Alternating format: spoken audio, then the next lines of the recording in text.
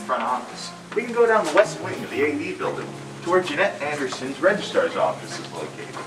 Let's go. Hi, Jeanette. Hi, Lorena. Hey. Oh, hi. To our new students, welcome to UWest.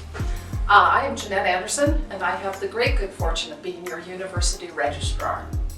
I've served the university for over 8 years now, and I'm looking forward to the next 8. Lorena Gonzalez is your assistant registrar, and she has served the community for the last 5 years. We are committed to ensuring U.S. students receive respectful, efficient, and compassionate service. Today, we are going to learn about registration, records, and more. So let's get started.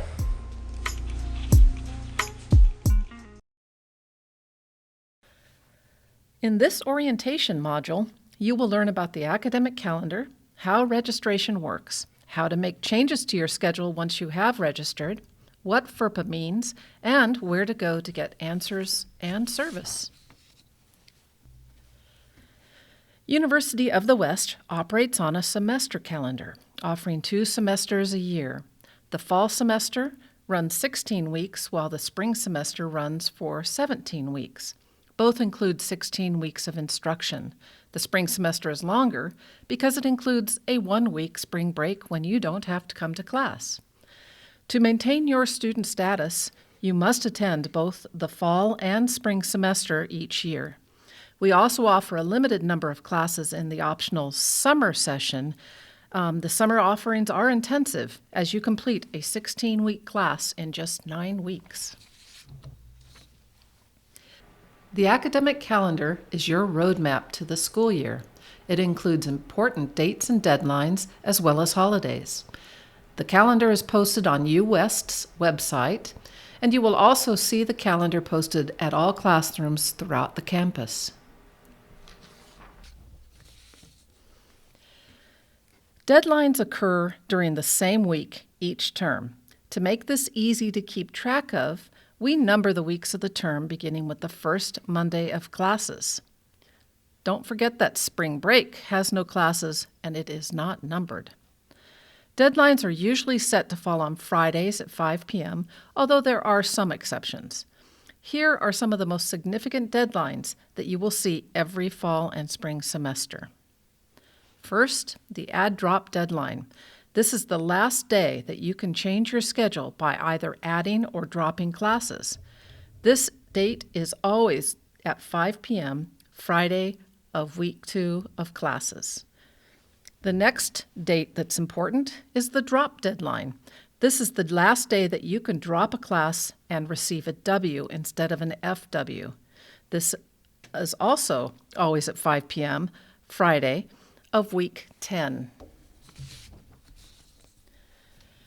Continuing student registration for the next term for all students taking degree courses opens on Monday, week 11, each fall and spring semester, and closes on Sunday of week 14.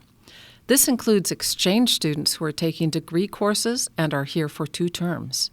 Students who register late can expect to be charged a late registration fee when they do register, so be sure to pay attention to this deadline. Another important deadline is the tuition payment deadline. The tuition payment deadline is always 4:30 p.m. Thursday prior to the first day of classes. You must have your funding formally in place and make any necessary payment by the tuition payment deadline to avoid a late payment fee. We will be going over the registration process itself a little later in this module. The Intensive English Program, or IEP as we call it, is offered by the U.S. English Language Institute and is offered on a slightly different calendar than the rest of the university's courses. If you are enrolled in IEP courses, including exchange students taking IEP courses, you will be participating in an orientation session offered by the English Language Institute. You will get to know your department and the faculty during this session. Continuing student registration for students enrolled in the intensive English program is held during the last week of each term for the following term. This includes exchange students who are taking IEP courses, not degree classes, and are returning for a second term. Students who have been placed in IEP and who wish to advance to a degree program are eligible to apply or reapply to the degree program during their last term in IEP when they are enrolled in Level 60 IEP courses. Just like degree students, funding for the whole semester must always be in place and any necessary payments made by the tuition payment deadline. This deadline is 4:30 p.m. Thursday prior to classes starting. The university closes for the holidays listed here. This means that if a holiday falls during the term, no classes meet and no offices are open. While there are no classes scheduled over spring break, there may be special class-based retreats planned, and all university offices remain open for your convenience. The actual dates for the holidays listed here vary year by year and are always listed on the academic calendar. By now, you should have finished any necessary assessment, met with your advisor, and selected your classes for the semester, and your advisor will have forwarded your schedule to our office. Once you complete UDays new student orientation, our office will process your registration, and we will email you as soon as this is done. Your last step before classes start is to finalize your funding and to make any necessary payment. The deadline for this is 4:30 p.m. Thursday before classes begin. However, you do not need to wait until the last minute. You can make this payment as soon as your registration is processed. Whatever you do, don't forget the tuition payment deadline. I don't want you to end up with a late fee. If you are not sure whether you need to make a payment or that your funding is set, contact financial aid or accounting. They will be very happy to assist you. I am sure you are wondering how you register for your second term. Continuing student registration opens Monday, week 11, each fall and spring semester for the following semester. This period runs for 4 weeks. Once registration opens, our office emails all students full instructions on how to register. This very important email will go to your my.uwest.edu email account. In fact, all university communications go to that account, so be sure to check this email account regularly. For now, I will just go over the registration highlights. The process is very similar to new student registration, but without the orientation. You meet with your advisor and select your classes. You make sure your funding is in place. Your approved registration form is submitted to our office, and we process it for you. Once it is processed, you can make any necessary payment. Now, don't forget the deadlines if you want to avoid late fees. The last day to register on time is Sunday of week 14. Forms submitted by that date will be considered on time. Tuition payment deadline is always 4:30 p.m. the Thursday before classes start. Don't miss that deadline. Regarding your advisors, graduate students will continue to meet with their department advisor, who is usually the department chair, but not always.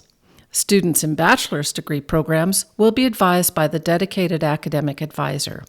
This doesn't mean that you won't be talking with your department chair anymore. You will go to the undergraduate advisor for standard academic advising, such as selecting courses and changing your schedule. But when you have deep questions about your program, your future goals, class issues, your department chair is your very first resource and will be very happy to hear from you. Students in the intensive English program, IEP, do not register until the last week of the term. Each student meets with the director of the English Language Institute, and advancement is determined by the grades that you earn in your classes. Otherwise, the process is the same as that for degree students. Meet with the advisor, fill out the registration form. The form is forwarded to the registrar's office, and our office processes the form and notifies you when it's done.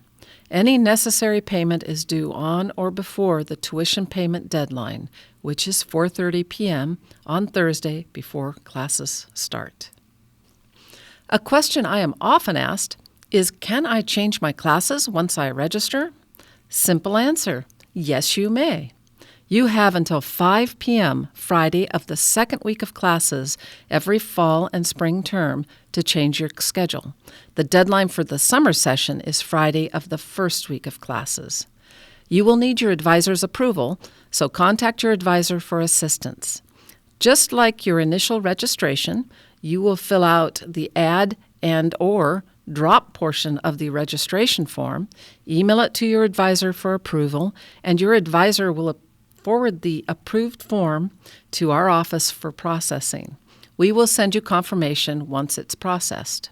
You need to be aware that depending on when you submit the add-drop form, you may not be eligible for a full refund of related tuition and fees, even if you are dropping to fewer units.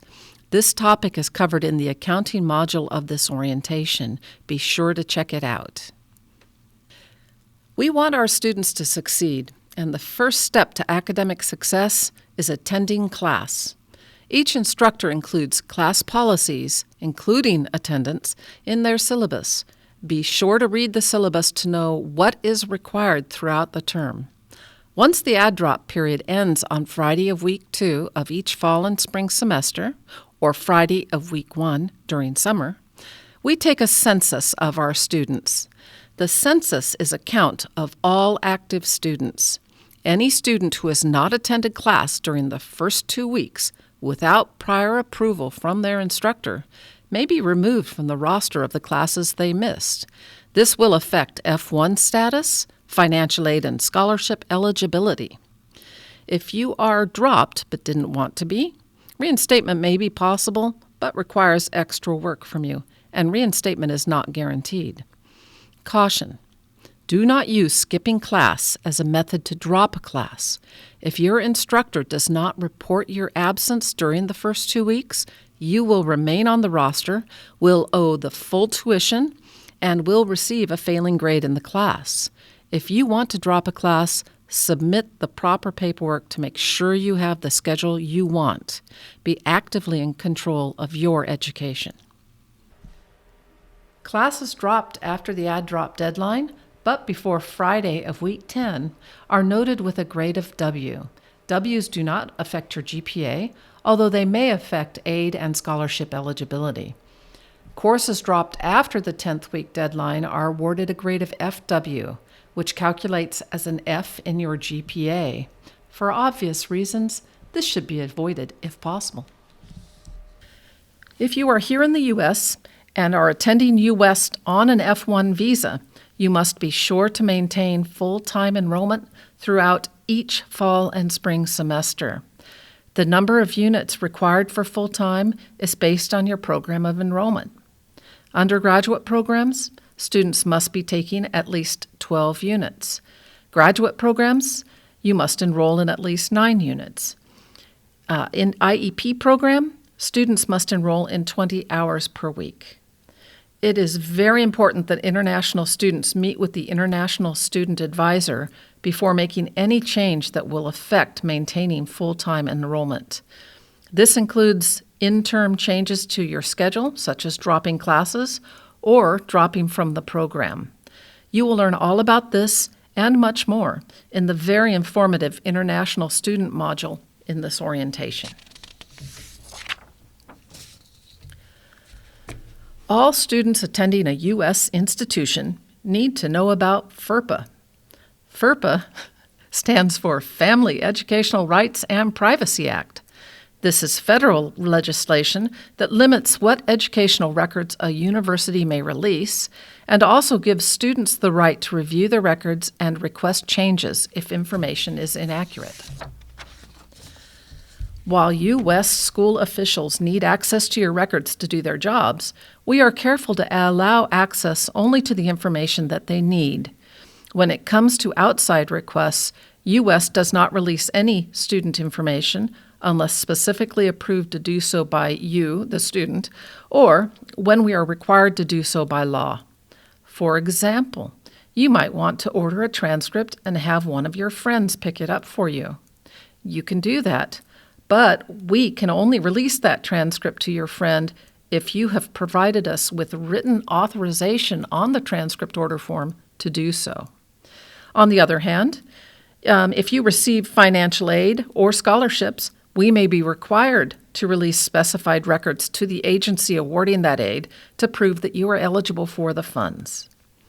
When we do release records, we release only the designated records, nothing extra. You may want to let your parents know that the university will not release records to parents unless their student has submitted a signed release of information that authorizes us to do so. There is a class of information under FERPA described as directory information. This is information that we can release without your direct written approval. It includes your name, your program of study, your degrees earned, honors earned, and your U.S. email address. We use this information when we are publishing lists such as the Deans and Presidents list or the commencement program, and you do have a right to opt out of such release. I have provided a link to our FERPA policy at the end of this presentation. I would recommend that you review it at your leisure. The policy is also posted on U.S. website, and I email it to all students annually during the fall semester. Our office looks forward to working with you throughout your time here at UWest. Whether it is registration or a transcript order, we are pleased to have the opportunity to assist you. The top 2 documents students ask for are proofs of enrollment and official or unofficial transcripts. Our office is where you come for both the proof of enrollment and the official transcript. You are able to access your unofficial transcript on the student portal at any time. Contact our office for more information on any of these. Both undergraduate and graduate students may be eligible for transfer credit based on prior college work at the same level of study. Undergraduate evaluations are completed by me as soon as the applicant is admitted or transcripts are received. Graduate evaluations are usually completed by the department chair during the student's first year at UWest. While an unofficial transcript from your prior college can be used for this evaluation, credit cannot be awarded until we receive the official transcript. By the way, UWest also grants AP credit, so be sure to have AP scores sent to us if you took AP courses and exams during high school. U.S. veterans, you may also be eligible for undergraduate credit based on your military training. Submit an ACE transcript to see if you are eligible for this credit. We are also happy to assist you with many other functions. Contact us if you have questions about your grades, feel your attendance was not posted correctly, if you want to change your major, your concentration, or your address, or if you want to declare a minor, or any other academic question. In fact, if you have a question and don't know who can help, send us an email and we will point you in the right direction. So now, you should be comfortable with the academic calendar and know where to find it, how to register classes, and how to make changes to your schedule, what FERPA is, some of the many services our office provides, and where to go when you are not sure who to contact. And that's it for our office. Enjoy your classes, and remember, if you have a question, we are just an email away. Thanks for choosing to join our UWest family. We are happy to have you here. That's it. Enjoy your classes, and remember, if you have a question, come on by. We will always be happy to see you.